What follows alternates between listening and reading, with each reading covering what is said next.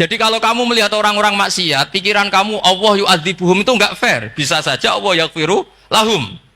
Tapi kamu milih situ tok, yaitu sifat yu'adzib, itu enggak fair. Harusnya ya yaghfiru liman yasha wa yu'adzibu man yasha. Tapi orang soleh ini wallahu la yaghfiru wallahu laka, itu Allah tersinggung.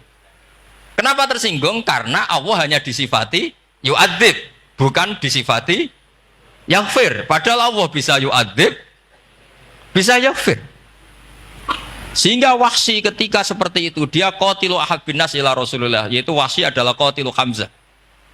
Ketika Nabi da'a alaihi, tidak usah diterjemah, itu sama Allah malah Wahsy dikasih tobat. Bahkan turun ayat laisa laka minal amri syai'un aw yatuba alaihim aw. Jadi kita melihat ahlul maksiat, oke, kita tidak cocok dengan mereka, tapi tidak cocok tetap berharap mereka tobat. Kita tarbiyah, karena kita tidak boleh nyifati Allah yu'adzibuhum qatan. Mungkin ramelok dadi pangeran kok muni qatan. Isa wae Allah yaghfiru lahum. Itu pelajaran bagi kita. Jadi ternyata si soleh tadi ditegur sama Allah, kamu tidak bisa seperti itu. Mangdalladzi yata'alla alaihi, yata'alla itu corong Jawa sumpah serapah. Kok iso aku mbok sifati u'adzib tok, wong aku iso aghfir. Makanya di Quran itu ada wa yu'adzibal munafiqina. Ayatnya apa? Insya'a au yatuba. Nah, ini dalil-dalil napa? Kalau jenengan mendukung Islam napa? Wasatiyah. Jadi an ilmin.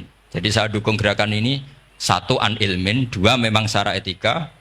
Pak Quraisy itu orang sepuh, tentu pilihan itu setelah sekian baca tafsir, baca referensi, beliau seorang akademisi, profesor doktor. Tapi saya tetap mohon dukung kita itu an ilmin, apa?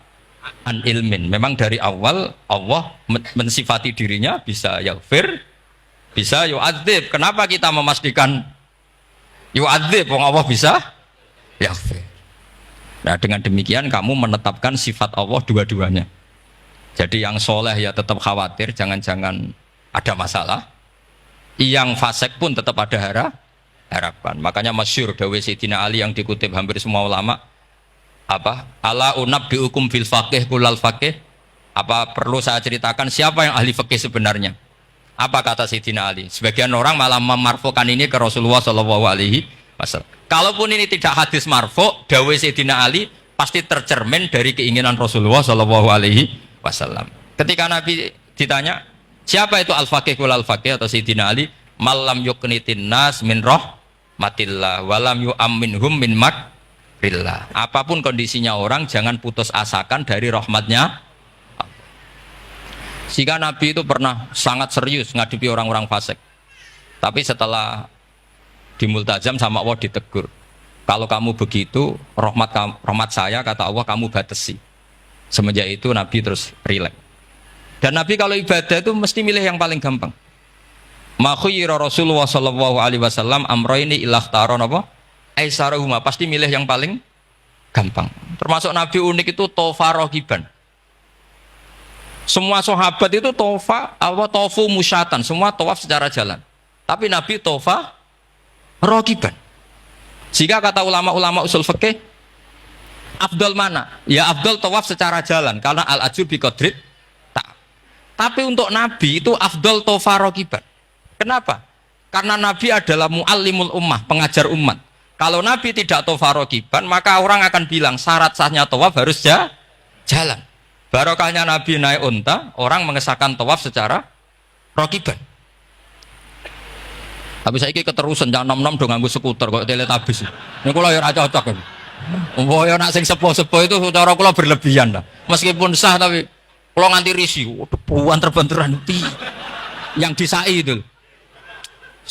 Mbok yo itibak Nabi itu paling enggak ya kesamaan sepuhnya atau apa Nabi kan. Ini ndak, yang penting sah apa? Wah repot ya. Terus bukti berdua gini, kalau Nabi itu ingin ibadah itu paling ringan. Suatu saat setelah Fathu Mekah, Nabi kayak apa rindunya sama Ka'bah al-Musyarrafah itu, sama Al-Ka'bah al-Musyarrafah. Nabi saking rindunya minta sama Abu Tolhah al-Hajabi itu. Minta Utsman bin Tolhah al-Hajabi. Utsman namanya itu. Minta kunci terus masuk Ka'bah. Itu keluar dari khimah, itu Nabi senengnya bukan main. Karena Fathu Mekah. Lebu Ka'bah senengnya bukan main. Tapi setelah keluar dari Ka'bah, itu kelihatan hazinan, kelihatan susah, tersiksa. Ditanya sama Sayyidah Aisyah, kenapa engkau gelisah padahal tadi kelihatan senang? Wadidtu anni lam adkhul. Saya suka andikan tadi saya ada masuk Ka'bah. Kenapa ya Rasulullah? Jangan-jangan umatku ngira ini penting. Dan itu berat. Sampai jadi perdebatan ulama fikih. Apakah sunat masuk Ka'bah apa? Enggak. Sebagian ulama bilang enggak. Alasannya Nabi getun cara Jawa itu kecewa, nyesel. Kenapa saat tadi masuk? Jangan-jangan umatku nanti merasa itu keharu dan itu repot. Nah kita tidak usah dilarang, memang tidak punya kesempatan. Alhamdulillah. Dilarang nggak dilarang, sudah tidak punya kesempatan. Nah ini yang terakhir kenangan saya mau menerangkan dan tambah mahabbah kepada Rasulullah Shallallahu Alaihi Wasallam. Ini betul, ini sesi terakhir ini. Begini, salah sun mangkun nafihi wajadah halawatal iman. 3 hal ini kalau ada pada kamu atau pada siapa saja, maka menemukan halawatal iman, manisnya iman.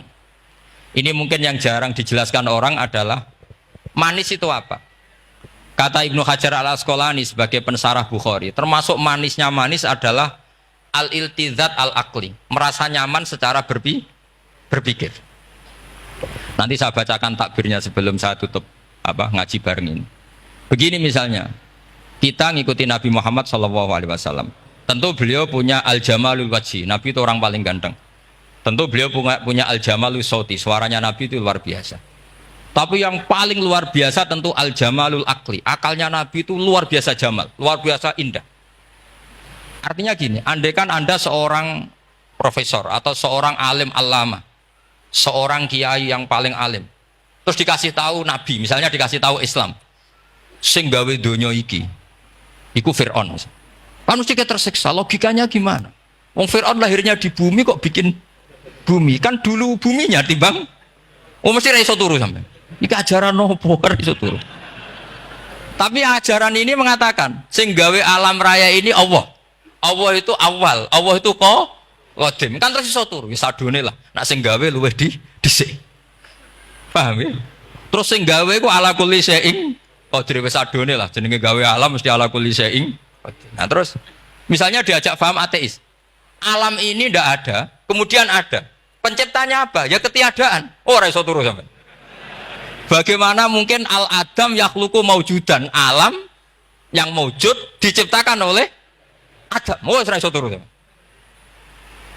Itu kata Ibnu Hajar al-Asqalani, halawatul iman itu adalah ibaratun anil iltizat al-aqli. Halawatul iman dan ibaratun anil iltizat, agama ini nyaman secara akal.